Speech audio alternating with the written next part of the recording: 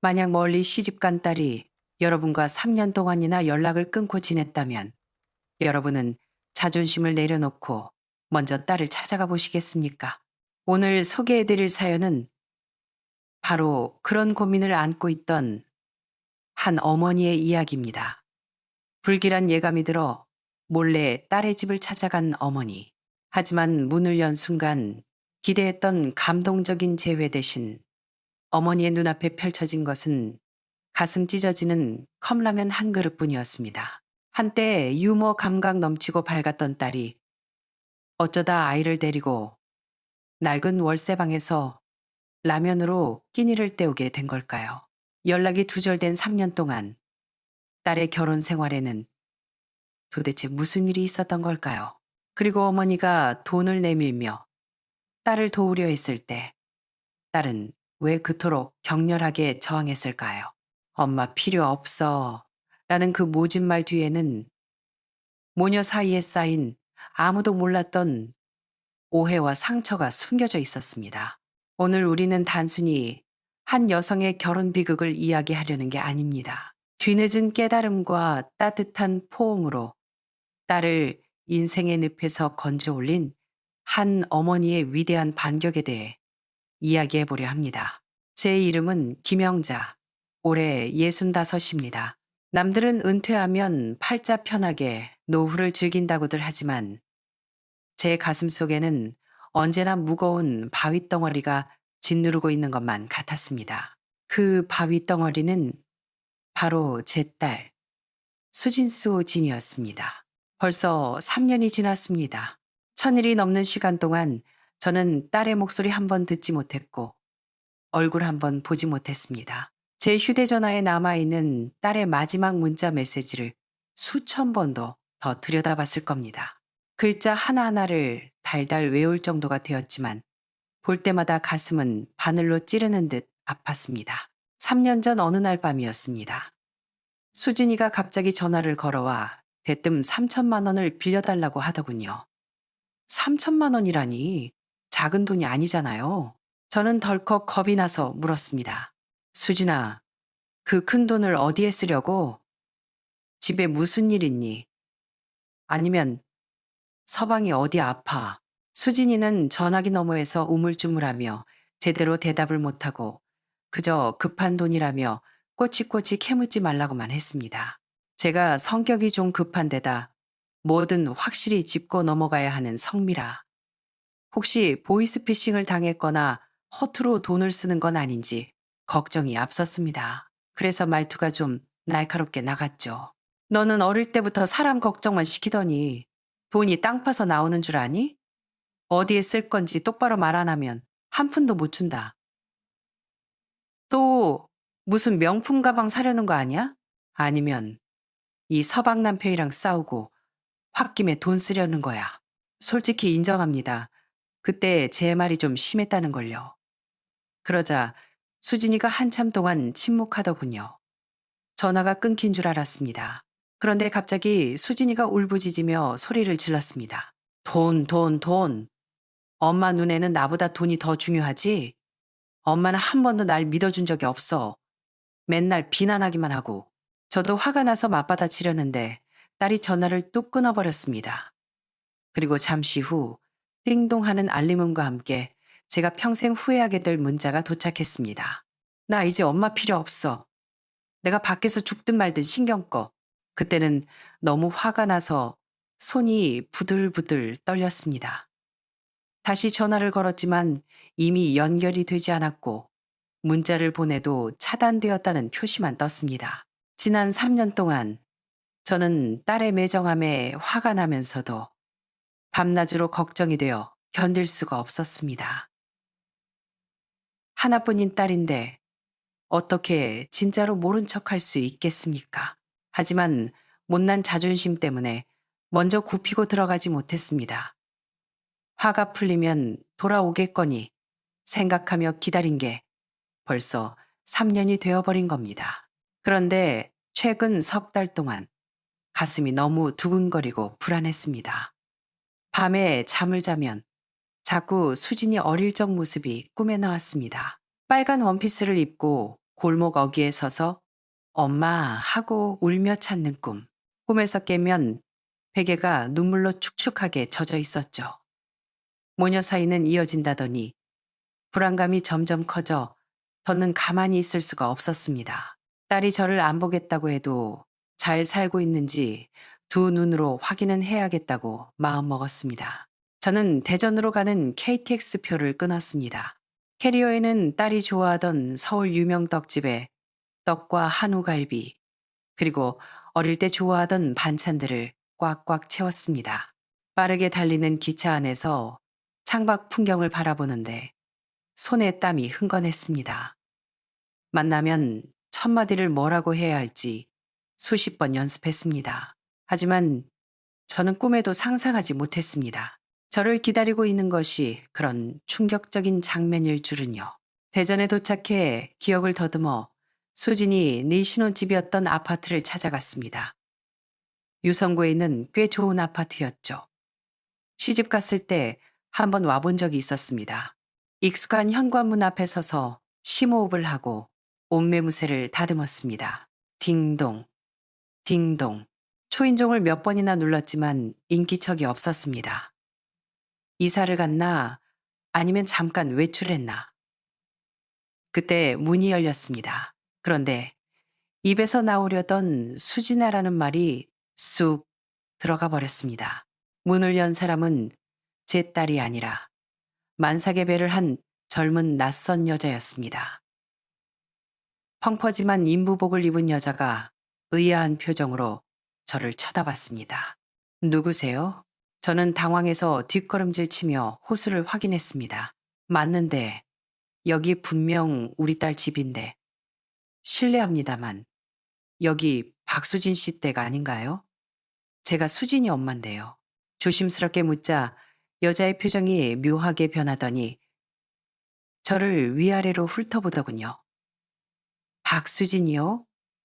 아, 이민호 씨 전처 말씀하시는 거예요. 전처라는 두 글자가 마치 마른 하늘의 날벼락처럼 머릿속을 강타했습니다. 네? 뭐, 뭐라고요? 전처라니요? 두 사람 이혼한 지 꽤 됐어요. 이사 나간 지도 2년 다 되어 가는데. 여자는 귀찮다는 듯 문을 닫으려 했습니다. 자, 잠깐만요. 저는 다급하게 문을 잡고 소리쳤습니다. 그럼 이 서방은요? 이민호는 안에 있나요? 그때 엘리베이터 문이 열리며 셔츠 차림에 서류 가방을 든 남자가 걸어 나왔습니다. 한눈에 알아봤습니다.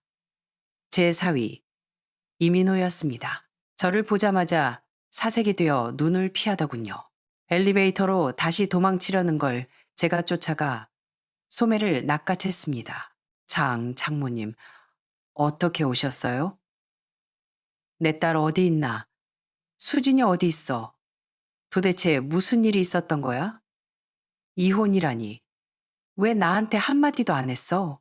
제가 쏘아붙이자 들고 있던 갈비 상자가 바닥에 떨어져 찌그러졌습니다. 이민호는 눈을 이리저리 굴리며 횡설수설했습니다. 저희 성격 차이로 헤어졌어요. 수진이는 지금 잘 지내요. 걱정하지 마세요. 잘 지낸다고? 그럼 사람은 어디 있는데? 어디 사는데? 제가 끈질기게 다그치자 그는 어쩔 수 없다는 듯 손가락으로 한 방향을 가리켰습니다. 아마 대덕 산업단지 쪽으로 갔을 거예요. 자세한 주소는 저도 잘 몰라요. 공단 근처 낡은 아파트라고 들었는데 그러더니 제 손을 뿌리치고 황급히 집 안으로 도망치듯 들어가 버렸습니다. 쾅! 하고 닫히는 문. 만삭의 배를 하고 차갑게 저를 보던 그 여자. 저는 머리부터 발끝까지 얼음물에 빠진 듯 차가워졌습니다. 이혼이라니. 이 큰일을 저한테 한마디 상의도 없이 지난 3년 동안 도대체 어떻게 산 걸까요? 저는 바닥에 떨어진 짐을 챙겨 망연자실한 채 대전 거리를 헤맸습니다. 산업단지는 넓디 넓었습니다. 이민호가 대충 알려준 공단 근처라는 말만 믿고 저는 파리 때처럼 그 일대를 반나절이나 뒤졌습니다. 이곳은 화려한 유성구하는 딴판이었습니다. 굉음을 내는 공장들과 낡은 빌라들이 빽빽했고 좁은 골목 위로는 전선들이 어지럽게 얽혀 있었습니다. 저는 휴대전화에 있는 딸과 손녀, 지은지의 사진을 사람들에게 보여주며 물었습니다. 혹시 이 모녀 보신 적 있나요? 10명 넘게 물어봤지만 다들 고개를 저었습니다. 절망감에 발바닥에 물집이 잡혀갈 때쯤 동네 구멍가게에 할머니가 사진을 보더니 골목 끝을 가리켰습니다. 이 꼬마 기억나. 저기 골목 끝에 있는 낡은 빌라 1층에 살 거야. 문 앞에 폐지 쌓아둔 집. 저는 연신 감사하다고 인사를 하고 짐 가방을 끌며 허둥지둥 달려갔습니다. 페인트 칠이 벗겨져 시멘트가 드러난 낡은 1층 집. 문 앞에는 정말 폐지와 낡은 자전거 한 대가 놓여 있었습니다. 심장이 터질 것 같았습니다. 녹슨 철문을 두드렸습니다. 똑똑똑. 누구세요? 안에서 앳된 목소리가 들렸습니다. 철문이 삐거덕거리며 열리고 틈 사이로 작은 여자아이가 고개를 내밀었습니다. 지은이었습니다. 제 손녀.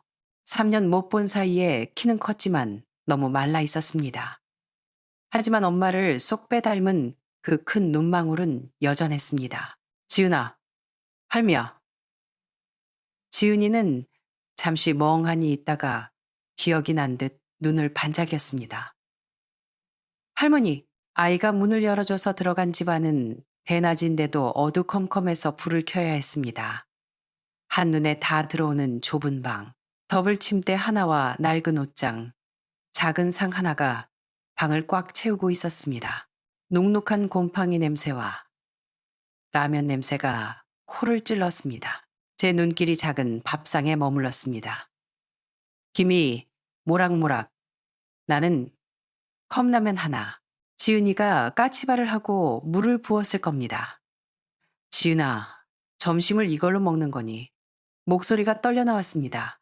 지은이는 고개를 끄덕이며 의젓하게 말했습니다. 엄마 일하러 갔어요. 늦게 와요. 엄마가 컵라면이 편하대요. 저 혼자서도 잘해요. 6살짜리 아이가, 한참 커야 할 아이가 이런 걸 먹다니. 저는 가슴이 미어지는 것 같아 아이를 끌어안고 결국 울음을 터뜨렸습니다. 어쩌다 이렇게 됐니? 어쩌다. 지은이는 당황해서 고사리 같은 손으로 제 등을 토닥여 주었습니다. 할머니, 울지 마세요. 지은이 배 안 고파요. 아이가 철이 일찍 든 게 더 마음 아팠습니다. 냉장고를 열어보니 생수 몇 병과 먹다 남은 김치뿐이었습니다. 저는 지은이 손을 잡고 밖으로 나갔습니다.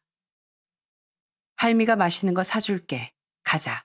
근처 마트에서 쌀, 기름, 고기, 계란, 그리고 과일과 과자를 잔뜩 샀습니다. 과자 상자를 품에 안고 눈을 반짝이는 지은이를 보니 또 눈물이 핑 돌았습니다. 집으로 돌아와 소매를 걷어붙이고 청소를 싹 한 뒤 따뜻한 소고기죽을 끓였습니다. 허겁지겁 죽을 먹는 손녀를 보며 맹세했습니다. 무슨 일이 있었는지는 몰라도 무너진 딸의 하늘을 내가 다시 받쳐주겠노라고. 지은이를 재우고 좁은 상 앞에 앉아 딸을 기다렸습니다. 9시, 10시, 10시 반이 넘어서야 도어락 소리가 들렸습니다. 들어온 사람은 제 딸 수진이었지만 수진이가 아닌 것 같았습니다. 살이 너무 빠져 뼈만 앙상했고 뽀얗던 얼굴은 누렇게 떠 있었습니다. 눈 밑은 죄됐고 어느 식당 이름이 적힌 싸구려 유니폼 조끼엔 기름때가 묻어 있었습니다. 딸은 저를 보더니 그대로 굳어버렸습니다. 반가움도 슬픔도 아닌 공포와 경계심이 스쳐 지나갔습니다. 엄마가 여긴 어떻게 알고 왔어? 제가 다가가 손을 잡으려 하자 딸은 불에 데인 듯 손을 확 뺐습니다. 수진아, 엄마가 걱정돼서 왔어. 너 그동안 내 꼴 보고 비웃으러왔어. 딸의 말은 찬물처럼 제 가슴에 끼얹어졌습니다. 수진아, 엄마야. 걱정돼서 온 거야. 이혼이라는 큰일을 겪으면서 왜 엄마한테 말 안 했니? 왜 숨었어? 말하면 뭐가 달라져? 딸이 차갑게 쏘아붙였습니다. 말하면 도와주기나 했을까? 아니면 남자 보는 눈 없다고 또 욕이나 했겠지. 저는 할 말이 없었습니다. 다 봤으면 내일 가. 우린 잘 살아. 딸은 지쳐 보였습니다. 저는 물러설 수 없었습니다. 안 돼. 내가 어떻게 가니? 지은이도 어린데 너 혼자 일하면서 어떻게 감당해? 내가 남아서 도와줄게. 필요 없어. 제발 좀 가. 딸은 고슴도치처럼 가시를 세웠습니다. 지금은 무슨 말을 해도 안 들릴 거란 걸 알았습니다. 저는 심호흡을 하고 제안을 하나 했습니다. 그래, 엄마가 미안해. 근데 엄마도 바람 좀 쐬러 온 김에 여관방보다는 여기가 낫잖아. 엄마가 2주 동안 지내는 숙박비랑 밥값으로 100만 원 줄게. 지은이 용돈이라 생각하고 받아. 딸의 눈이 흔들리는 걸 봤습니다. 잠든 지은이와 자신의 기름 묻은 옷을 번갈아 보더군요. 가난이라는 현실이 딸의 목을 조르고 있었습니다. 한참을 침묵하던 딸이 고개를 숙였습니다. 맘대로 해. 그날 밤 우리 셋은 좁은 침대에 구겨져서 잤습니다. 10여 년 만에 딸과 한 침대에서 자는 거였죠. 딸은 저를 등지고 벽 쪽으로 몸을 웅크린 채 잤습니다. 저는 잠들지 못하고 딸의 등을 바라보다가 베개 옆에 삐쭉 나온 하얀 약통을 발견했습니다.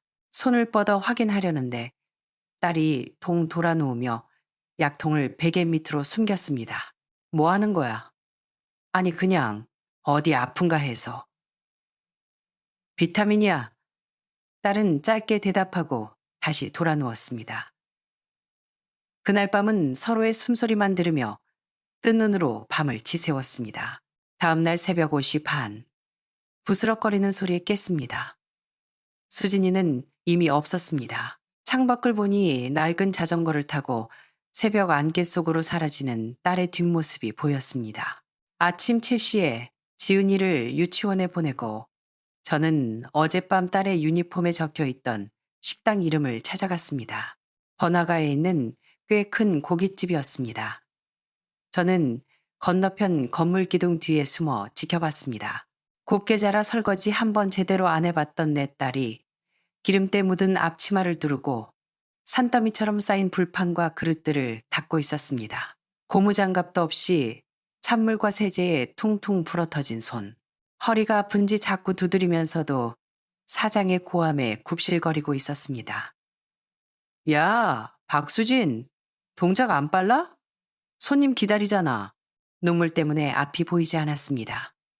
저는 근처 은행으로 달려가 딸의 계좌로 3천만 원을 송금했습니다.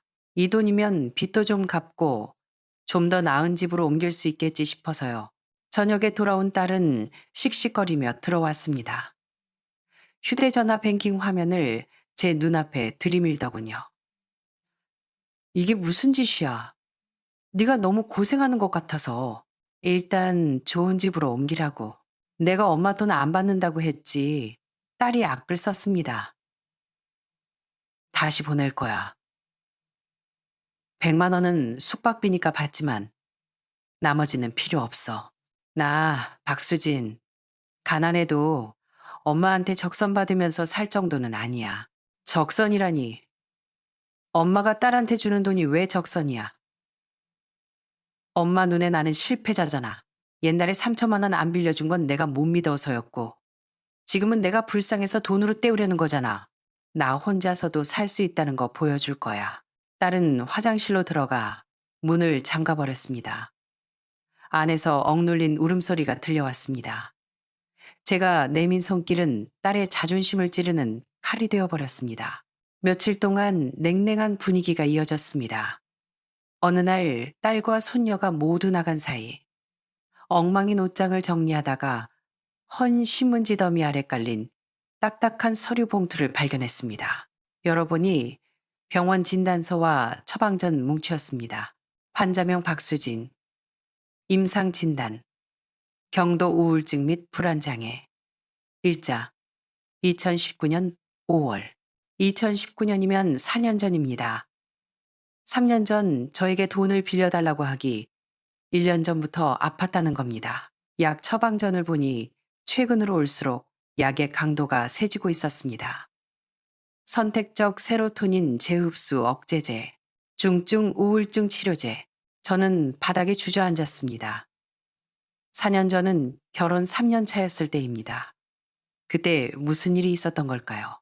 문득 3년 전 딸이 돈을 빌려달라고 했을 때가 떠올랐습니다. 그때 이유를 말 안 했던 게 혹시 이 병 때문이었을까요? 아니면 이혼 소송 때문에? 그날 저녁 지쳐서 돌아온 딸 앞에 저는 약통과 진단서를 꺼내 놓았습니다. 딸의 얼굴이 사색이 되었습니다. 누가 내 물건 뒤지래. 수진아, 앉아봐라. 저는 떨리는 목소리로 말했습니다. 엄마가 훔쳐보려던 게 아니다. 이걸 보니 가슴이 찢어져서 그래. 너 4년 전부터 아팠던 거니. 딸은 고개를 돌렸습니다. 옛날 일이야. 엄마랑 상관없어.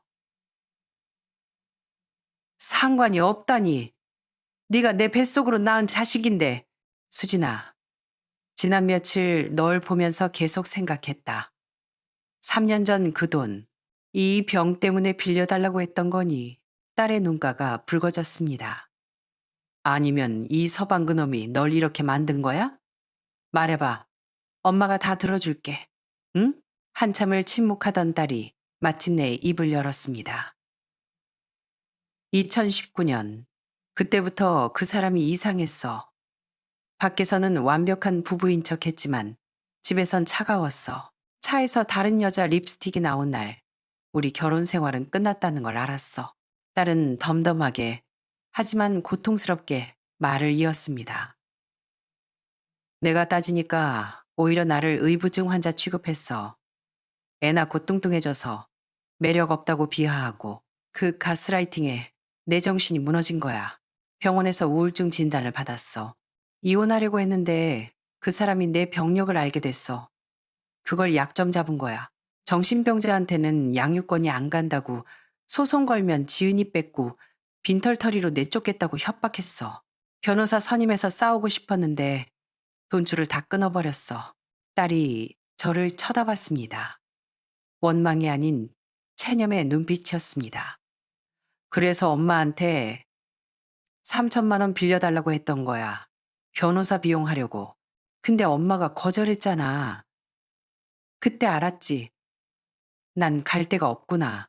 지은이 뺏기기 싫어서 결국 포기하고 그 인간이 내미는 불공정 합의서에 도장 찍고 나온 거야. 방안은 침묵에 잠겼습니다. 제 심장이 뜯겨나가는 것 같았습니다. 내 딸이 돈이 없어서 엄마가 외면해서 그 지옥 같은 수모를 당하고 쫓겨나다니. 저는 흐르는 눈물을 닦으며 딸에게 다가갔습니다. 그리고 뒤에서 딸을 꽉 끌어안았습니다. 어릴 때 그랬던 것처럼요. 딸의 몸이 뻣뻣하게 굳었지만 저는 더 세게 안았습니다. 미안하다, 수진아. 엄마가 미안해. 엄마가 그때 너무 모질었어. 이제 엄마가 있잖아. 아무 걱정 마. 다 되돌려놓자. 제품에서 딸의 어깨가 들썩이더니 참았던 울음이 터져 나왔습니다. 그날 밤 우리는 서로를 부둥켜 안고 한참을 울었습니다. 다음 날부터 저는 바쁘게 움직였습니다. 수진이를 데리고 대전에서 제일 잘한다는 이혼 전문 변호사를 찾아갔습니다. 변호사는 수진이의 옛날 휴대전화에 남겨진 협박 문자들과 외도 증거들을 보더니 충분히 승산이 있다고 했습니다. 강박에 의한 불공정 합의는 취소할 수 있습니다. 게다가 유책 배우자의 재산 은닉 정황도 보이네요. 우리는 소송을 걸었습니다. 소장을 받은 전사위 이민호는 당황해서 전화를 걸어왔습니다. 야, 박수진. 이혼한 지가 언젠데 이제 와서 소송질이야? 돈 필요해? 좀 줄 테니까 취하해. 수진이는 제 손을 꼭 잡고 떨리는 목소리지만 단호하게 말했습니다. 내가 멍청해서 도장 찍은 줄 알아? 너 그때 내 병 이용해서 지은이 뺏는다고 협박했잖아. 나 이제 안 참아. 내 권리, 내 목 다 찾을 거야. 법정에서 봐. 재판 날. 이민호는 그 임신한 재혼녀와 변호사들을 대동하고 나타났습니다. 뻔뻔하게도 상대 측 변호사는 수진이의 우울증 병력을 들고 나와 공격했습니다. 원고는 중증 정신질환으로 정상적인 결혼 생활이 불가능했습니다. 피고가 아이를 맡으려 했던 건 책임감 때문이었습니다. 기가 막혀서 제가 벌떡 일어나 소리쳤습니다. 누가 내 딸을 미치게 만들었는데 멀쩡한 애를 병들게 한 게 누군데 적반하장이야. 판사님이 정숙을 요청했고 변호사가 저를 말렸습니다. 그때 수진이가 일어섰습니다. 판사님과 방청석을 둘러보며 차분하게 입을 열었습니다. 맞습니다. 저 우울증 알았습니다. 하지만 판사님, 매일 밤 남편의 와이셔츠에서 다른 여자 향수 냄새를 맡고 무시와 폭언을 들으면서 제정신일 수 있는 여자가 있을까요?